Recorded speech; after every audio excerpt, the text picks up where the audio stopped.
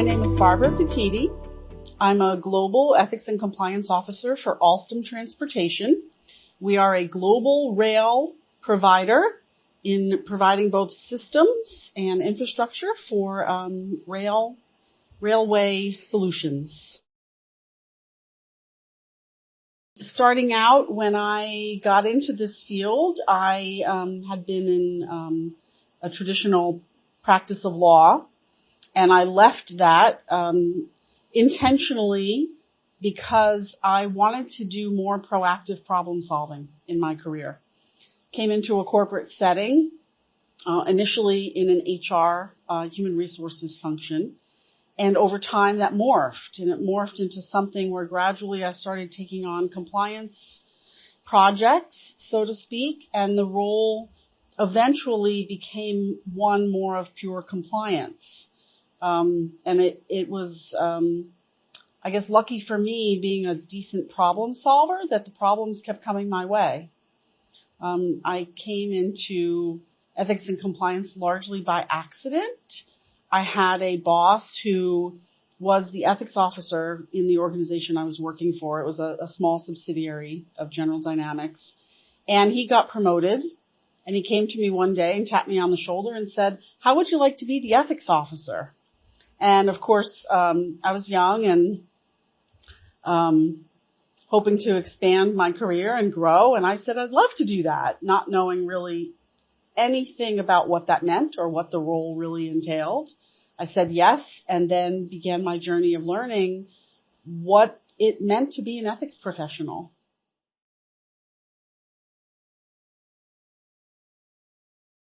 When I started my career in a more traditional law firm setting, I found it challenging to always be on the defensive, always reacting. And there were lots of problems that would come my way in that setting that I used to think, if only I was involved earlier, if only I could have been involved in a way where maybe I could have prevented this issue from happening. And I saw, because I was doing some employment law at the time, I saw organizations that made a lot of mistakes. And I used to think in the back of my head, if only they had someone who could say, maybe if you had handled this way, there wouldn't be someone sitting in front of a lawyer right now. And so when I left the practice of law and came into the corporate setting, my first role was with a subsidiary of General Dynamics called Bath Iron Works.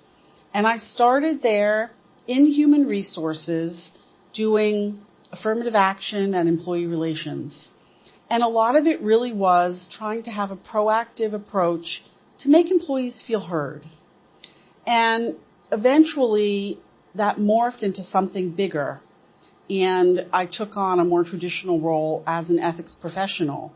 But I knew right away that this was the right place for me, because being an ethics professional, being in compliance, means that you're proactively trying to prevent things from happening. You're looking at the processes and the systems in an organization and saying, how can we do this better? What can we do that would prevent this from happening again?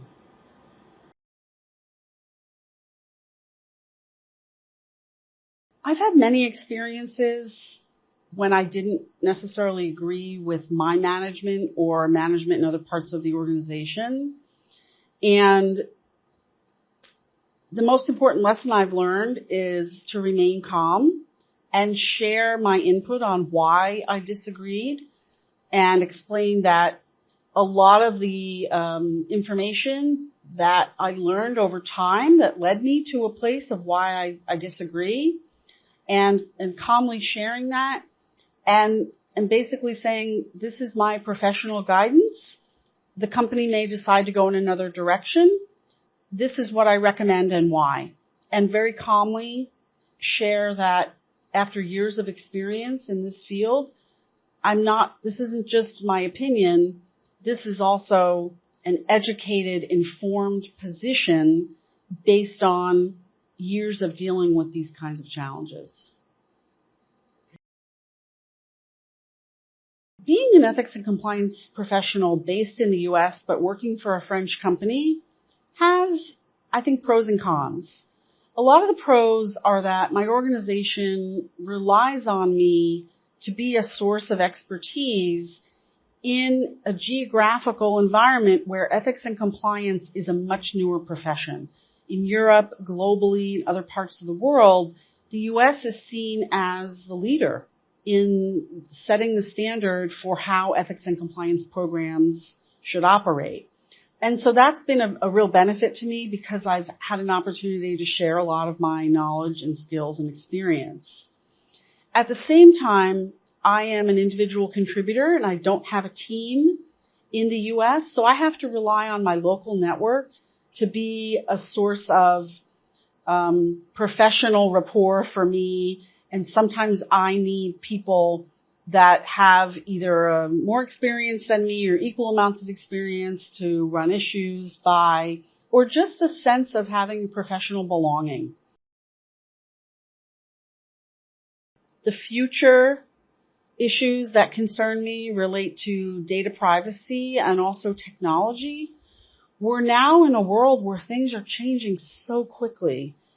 And as someone who is sort of approaching the end of my career or thinking ahead toward retirement, I make a very specific effort to stay on top of technology as much as possible. And that's going to become increasingly more important as technology changes and our workforce changes. And now most companies are dealing with global challenges around data privacy and around security and technology breaches. And we've got to be prepared to deal with those things. Most ethics and compliance professionals that I know are not tech experts, and that's something that makes people a little uneasy.